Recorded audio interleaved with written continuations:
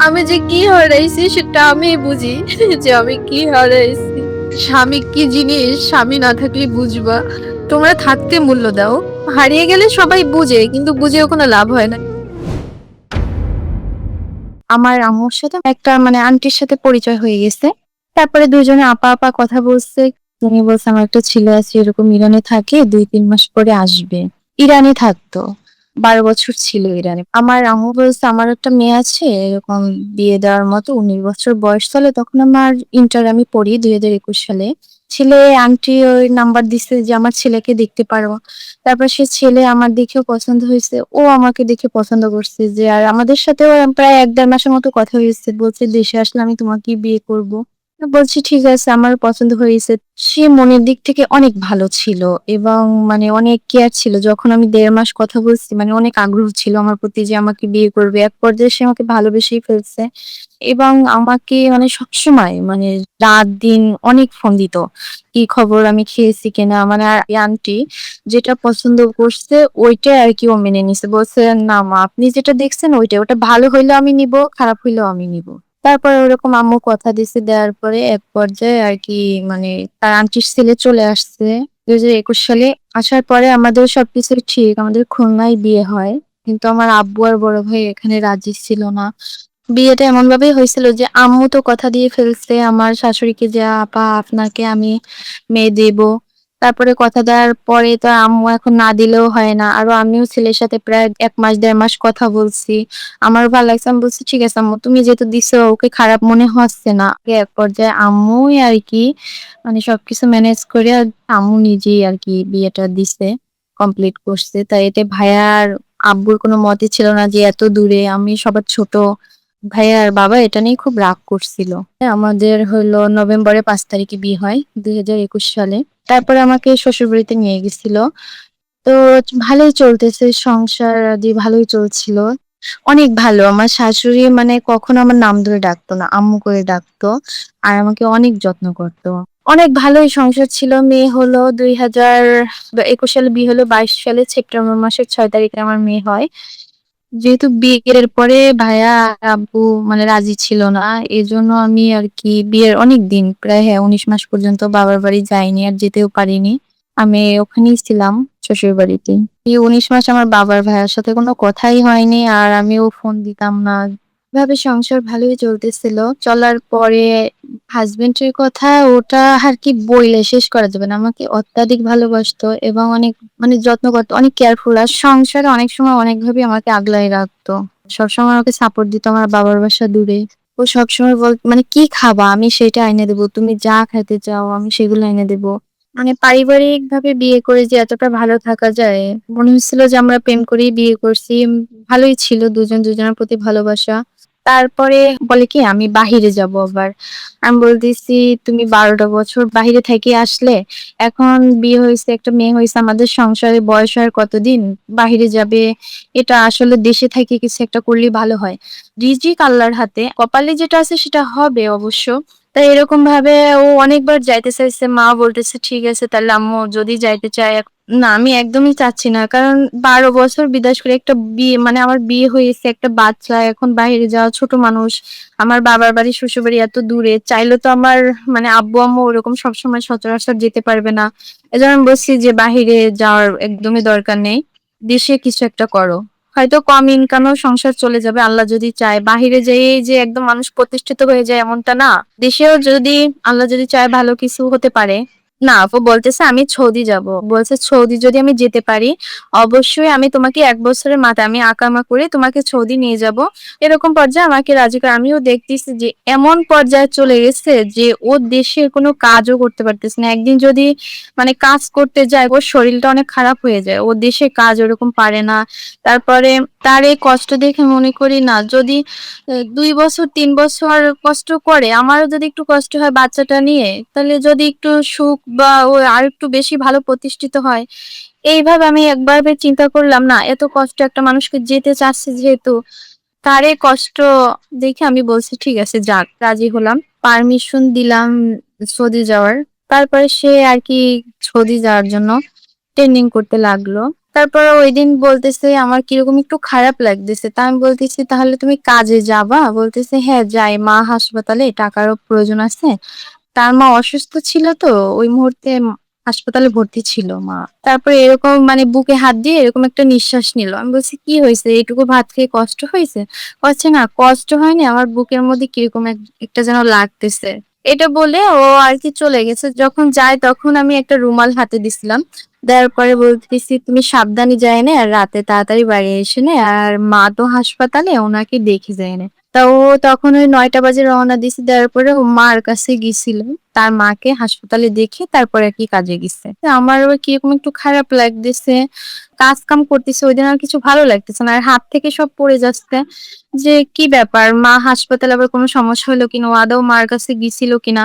তারপর আমি 11:30 বাজে ফোন দিই। ফোন দিছে, পর ফোন রিসিভ করছে। তারপর আমি জিজ্ঞেস করি, "তুমি কোথায়?" বলে, "আমি তো কাজে চলে আসছি। এখানে অনেক লোকজন আছে। তুমি এখন ফোন রাখো।" তো ওই 11:30 বাজে কথা বলছি ২ মিনিট ৪৯ সেকেন্ড। কথা বলার পরে ফোন রেখে দিছি। দেওয়ার পরে আমি রান্না-বান্না করতেছি। করার পরে সবকিছু গুছায় গেছে। আমি ২টা ৬ বাজে হাসপাতালে গেছি। মাকে ভাত খাওয়ায়-টাওয়ায় আমি বাড়ির উদ্দেশ্যে আসছি। আসার পরে আমি বাড়িতে এসে দেখি অনেক লোকজন। তো আমি বলতেছি, "কি হয়েছে?" কয়, "কিছু হয়নি। হাসব্যান্ড ওরে কারেন্টে ধরছে।" তো যখন আমাকে বলছে, আমার পায়ের তলা থেকে মনে হচ্ছে কি যে ১০০ হাত পর্যন্ত মাটি ফেটে গেছে, যে এখন আমি কোথায় যাবো? সকালবেলা কাজে গেলে 11:30 বাজে কথা বললাম। পরে আমি ওইখানে বইসা পড়ছি যে কারেন্টে ধরছে, তো মনে হয় ও নেই। তো বলতেছে, "না, কোনো সমস্যা না বোমা।" তারপরে আমি হাসব্যান্ডের নাম্বারে ফোন দিই। ফোন দেওয়ার পরে একটা লোক ধরছে। ধরে বলতেছে, "উনি ইমার্জেন্সির মধ্যে আছে, আপনি এখানে আসেন।" তো আমি বলতেছি, "উনার কোনো সমস্যা হয়নি তো?" বলছে, "না, কোনো সমস্যা হয়নি। এমনি একটু সমস্যা হয়েছে। আপনি এরকম আসেন।" তারপরে আমি যাওয়ার জন্য রেডি হইছি। তারপর আমাকে আর কেউ যাইতে দেয় না। ওখানে আরকি আমাকে কেউ নিয়ে গেল না। না যাওয়ার পরে আমি তো আমার মতো খুব ভেঙে পড়ছি। আমার মনে হচ্ছে কি যে দুনিয়াতে আমার আর কেউ নেই। তখন আমার ওই খালা বলে যে, "বোমা, ওকে কারেন্টে ধরছে, ও পুড়ে গেছে। ও আসলে ওর মুখটা কয়লার মতো হয়ে গেছে আর কালো হয়ে গেছে।" আমি এই কথাটা শুনেও বিশ্বাস করতে পারতেছি না যে ৯টা বাজে গেছে, 11:30 বাজে আমার সাথে কথা হইছে। সে কিভাবে কারেন্টে ধরলো? আমার কোনো বুঝ আসতেছে না। তার মা ওই মুহূর্তে হাসপাতালে ভর্তি ছিল। এর মধ্যে আর আমি একটা ভাবিকে পাঠায় দিছিলাম যে, "আম্মুকে নিয়ে আসো।" আম্মু আসছে, আম্মুকে নিয়ে আসা হয়েছিল। আম্মু এসে বলতেছে কি, "আম্মু, কি হইছে? বাড়িতে কি হইছে? আম্মুকে কেউ বলেনি।" আমি বলছি, "আম্মু, আমি তো জানি না কি হইছে। তা ওরা না সবাই বলতেছে আপনার ছেলে নাকি মারা গেছে।" তো এই কথা যখন বলছি, আম্মু দাঁড়ানো অবস্থায় পড়ে গেছে। পড়ে যেয়ে উঠছে। উঠার পরে বলতেছে, "আম্মু, তাহলে এখন আমি কি করব? তোমার কি হবে?" আমাকে বলতেছে, "আম্মু, এখন আমি কি করব? এখন আমি কি করব?" আমার মেয়ের নাম বলতেছে। আমার মেয়ের নাম আবার সাবা। বলতেছে, "আমার সাবার কি হবে? আমার সাবার কি হবে?" অনেক মানুষ, মানুষ বাড়ি ভরে গেছে। এত মানুষ। তারপরে ঈশার আজান দিছে, তখন পরে অ্যাম্বুলেন্সে করে নিয়ে আসছে। তো আমি দৌড়ে জামা দিছি, পরে আমি পড়ে গেছি। আমি কইছি, "আমি কি দেখবো?" তারপরে আমি দৌড়ে গেছি। যাওয়ার পরে আমি ওর মানে এরকম ভাবে ধরছি। ধরে পরে দেখি কি ওর বুকটা খুব শক্ত হয়ে গেছে। তা ওরে দেখার মতো নেই। ওর মুখ-টুখ পুরো কয়লা হয়ে গেছে। ২ হাত এরকম বাঁকা। হাতটা পুড়ে মাংসগুলো একবারে উঠে গেছে। ওর কোনো মানুষ আকৃতি ছিল না। তা আমি বলতেছি, "না, এ আমার হাসব্যান্ড হইতে পারে না।" এরকম এত সুন্দর ছিল দেখতে। আমার থেকে ফর্সা ছিল। আর মানুষটা এত লম্বা। আমাকে সবসময় বলতো কি, আমি জিজ্ঞেস করতাম, "আমি তো তোমার থেকে অনেক ছোট। তুমি আমার কথা শোনো কেন?" বলছে, "তুমি যেসব কথা বলো, তোমার বুদ্ধি বিবেচনা ছোট না। তুমি মানুষটা ছোট হইতে পারো। তোমার সব দিক ঠিক আছে। আমি তোমায় অত্যাধিক ভালোবাসি।" যেটা খেতে চাইতাম ওইটাই ও নিয়ে আসার চেষ্টা করতো। যত কষ্ট হোক, আমি যদি বলতাম আমার এই জিনিসটা লাগবে, ও সদাই চিন্তা থাকতো আমাকে ওই জিনিসটা কিভাবে দেবে। ও সবসময় আমার চেষ্টা করতো আমাকে ভালো রাখার জন্য। মানে আসলে আমি তখন পৃথিবীতে আমি নেই মনে হচ্ছে। যে আসলে আমি কি হারালাম? আমি কাকে হারালাম? আমার ছোট একটা বাচ্চা, আমার মেয়ের বিয়ের বয়স হলো ৪ বছর ৪ দিন। আমার নভেম্বরের ৫ তারিখ বিবাহ বার্ষিকী গেছে। নভেম্বরের ৮ তারিখ আমার হাসব্যান্ড মারা যায়। তারপরে মানে সাথে সাথে আর দেরি করেনি। নিয়ে আসার পরপরই ১০টা ১০:৩০ বাজে দাফন-কাফন হয়ে গেছে। অনেক ভালো ছিল। সে মানুষ হিসেবে মানে আমার মনের দিক থেকে অনেক ভালো ছিল। মানে মানে আমি যে কি হারাইছি আসলে বোঝা উচিত যে এখন নেই। এখন অনুভব করতেছি যে আমি কি হারাইছি। পৃথিবীর সবকিছুর বিনিময়ে হলেও যদি আমি তাকে ফিরে পাইতাম। কিন্তু একবার যে চলে যায় সে তো আর ফিরে আসে না। ১৯ বছর বয়সে আমার বিয়ে হয়। আমি ২৩ বছর বয়সে আমার স্বামী হারায় যায়। আজ এই ৪ মাস ৩ দিন আমি মানে এমন কোনো রাত নেই যে আমি না কান্না করি, আর এমন কোনো দিন নেই যে আমি না কান্না করে ভাত খাই। মানে এত যত্ন, এত ভালোবাসা আসলে মানুষ থাকতে বোঝা উচিত যে আসলে মানুষ কতটা মূল্যবান। আমার এখন এই ২৪ বছর বয়সে আমার বাবাকে সব কাজে প্রয়োজন। বাবার সিদ্ধান্ত ছাড়া কোনো কিছুই আমি করতে পারি না। সবকিছুই বাবা। বাবাকে ছাড়া আমি চলতে পারি না। কিন্তু আমার একটুখানি বাচ্চা, ৪ বছরের বাচ্চা। ও কিভাবে বাবা ছাড়া চলবে, জীবন পার করবে এইটুখানি মানুষ। তো ও তো বাবার থেকে কিছুই পাবে না। সবকিছু পূর্ণতা পেলেও বাবার শূন্যতা থেকে যাবে। আমি শুধু মানে তাই ভেবেই আমি ক্লান্ত যে আল্লাহ তুমি কি করলা? যদি বিছনায়ও ফেলানো থাকতো, মাথার উপরে ছাদ থাকতো, একটা ভরসা থাকতো যে আছে।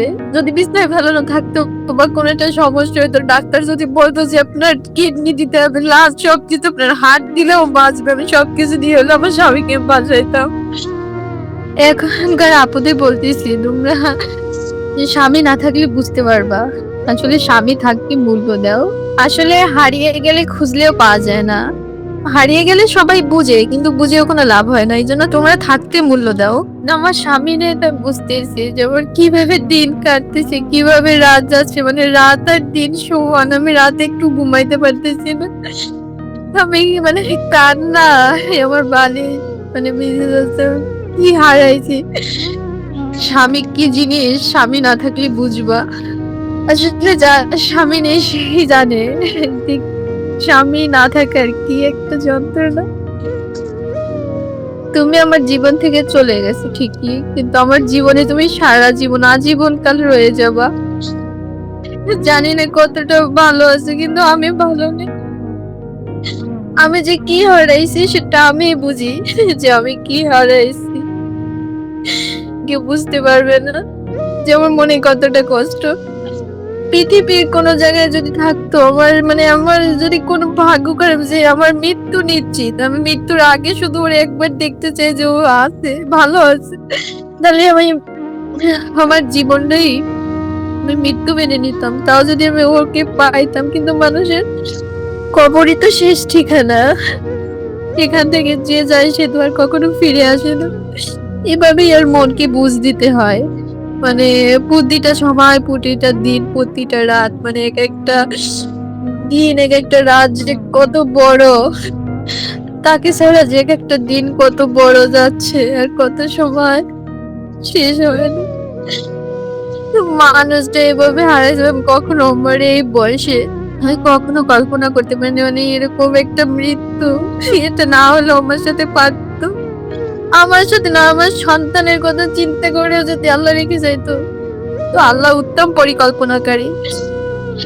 আল্লাহর উপরে তার কারো হাত নাই। মেনে নিতে হয় তাই এই পরিস্থিতিতে।